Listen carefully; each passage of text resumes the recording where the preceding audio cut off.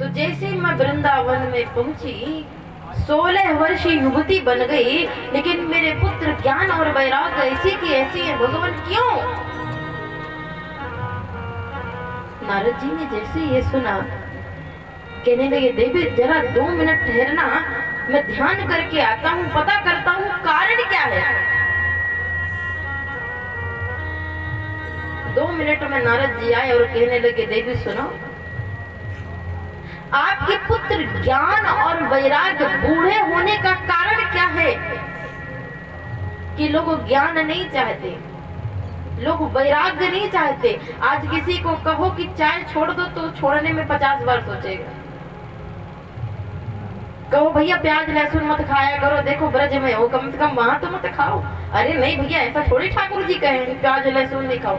कई तो प्रश्न ही करते हैं कि हमको खाना क्यों नहीं चाहिए, बताओ पहले कारण।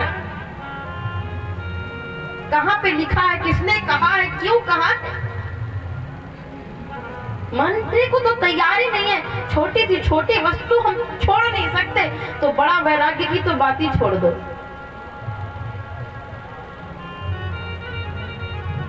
देखिए, जिस वस्तु की कीमत ज्यादा होगी ना, उस वस्तु का मूल्य अपने आप बढ़ जाएगा,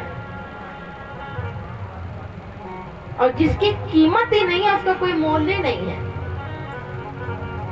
तो माता भक्ति माता आपकी वैल्यू ज्यादा है, आपको लोग ज्यादा पूछते, सबके अंदर भक्ति है,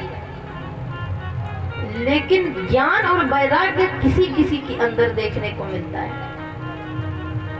इसलिए आप 16 वर्षीय युवती हो गई और आपके पुत्र बूढ़े के बूढ़े हैं। भक्ति तो है लेकिन ज्ञान नहीं है, करना क्या चाहिए? रोज बांके बिहारी जी दर्शन करने जाते हैं, लेकिन झूठ बोलना नहीं छोड़ते। बताओ, वैराग्य नहीं है, ज्ञान ही नहीं है। रोज बिहारी जी दर्शन करने जाते हैं, लेकिन गाली नहीं छूट रही है। क्यों? ज्ञान नहीं है, वैराग्य नहीं है। और देखिए, वो भक्ति कभी सफल नहीं होती जिसमें ज्ञान ना हो। खूब ज्ञानी ज्ञान भरा है, पड़ा है, हमको शास्त्र का ज्ञान है, वेद वेदांत का ज्ञान है, लेकिन हमारे अंदर भक्ति नहीं है, तो उस ज्ञान का भी कोई महत्व नहीं है। ज्ञान के बिना भक्ति अधूरी है, और भक्ति के बिना ज्ञान अधूरा है। दोनों को साथ में होना जरूरी है। और जहाँ भक्ति है, जहाँ ज्ञान है, वैराग्य को बुलाने की जरूरत नहीं, अपने आप आ जाएगा। जैसे कैसे? एक सुंदर उदाहरण है। अगर मैं आपको कहूं कि वहां पे सामने कुआं है, वहां जाना मत, नहीं तो गिर जाओगे। आप तो कहोगे नहीं जी, हमको आपकी बात पे भरोसा थोड़ी है, हम कैसे माने वहां कुआं है। आप गए, आपको दिखा कि वहां पे कुआं है, फिर भी आपको विश्वास नहीं हो रहा, गहरा नहीं होगा। व्यक्ति की सोच ज्यादा गहरा थोड़ी होगा। कूद सकते, कूद भी गया, और जब कूद गया तो ना सांस रही और ना शरीर ही बचे, सब चला गया।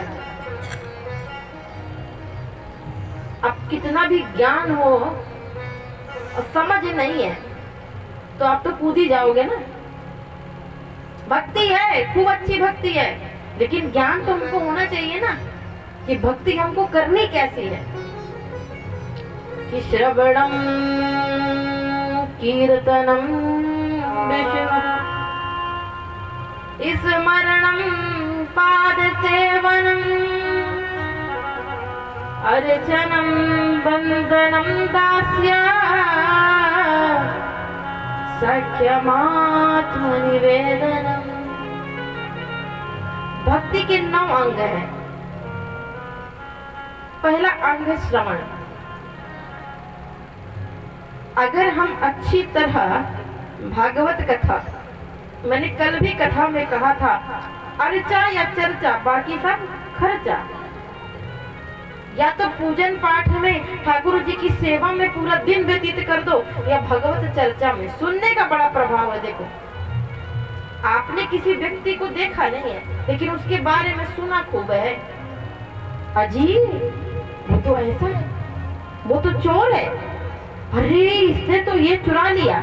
वो व्यक्ति ऐसा है या नहीं है आप नहीं जानते, लेकिन सुना है तो आप उसको चोर समझ लोगे, ये चोरी है।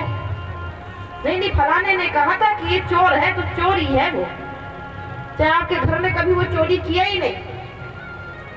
वो साधु है, वो संत है, लेकिन किसी ने कह दिया कि वो चोर है तो आपके दिमाग में सेट हो जाएगा, नहीं ये चोर है।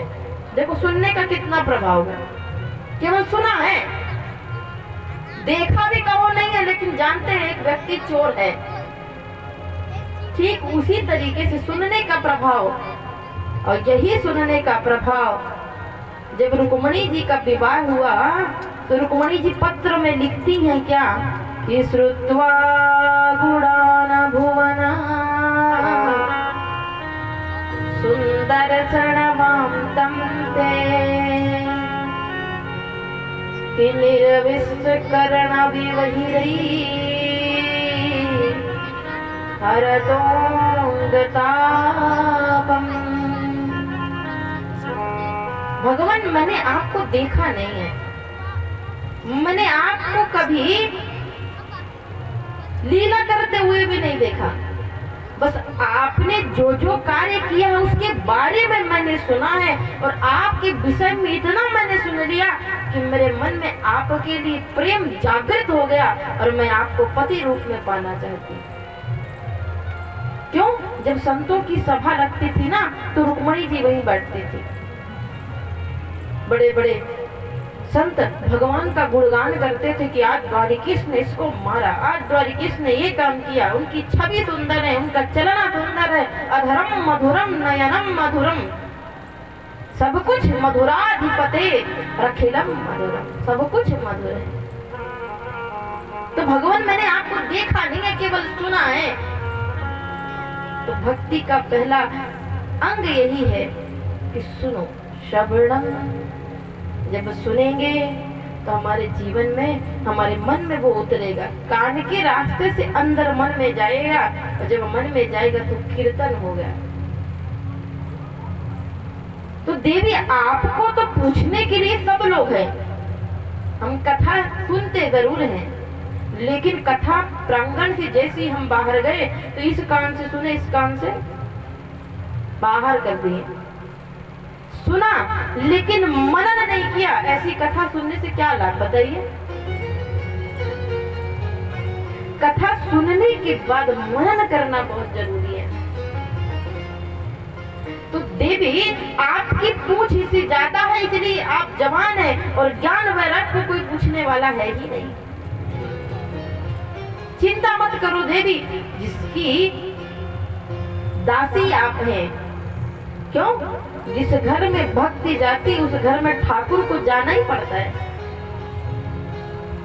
आप चिंता क्यों करती हैं? क्यों? कि द्रौपदी चा परित्रातः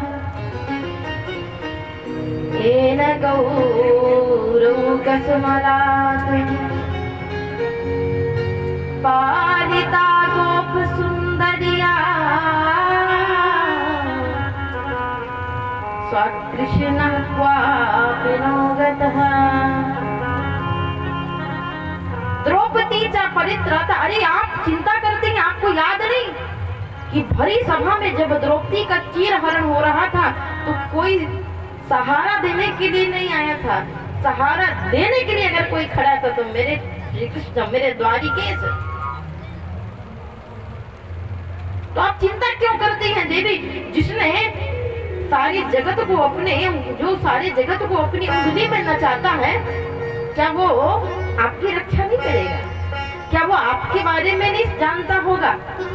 तो देवी आप चिंता बिल्कुल भी मत करो, चिंता न करो। तब दोनों हाथ जोड़कर भक्ति माता कहती है कि जयति जगति माया यस्य काया धवस्ते वचन रचना में कम केवलम चाकुल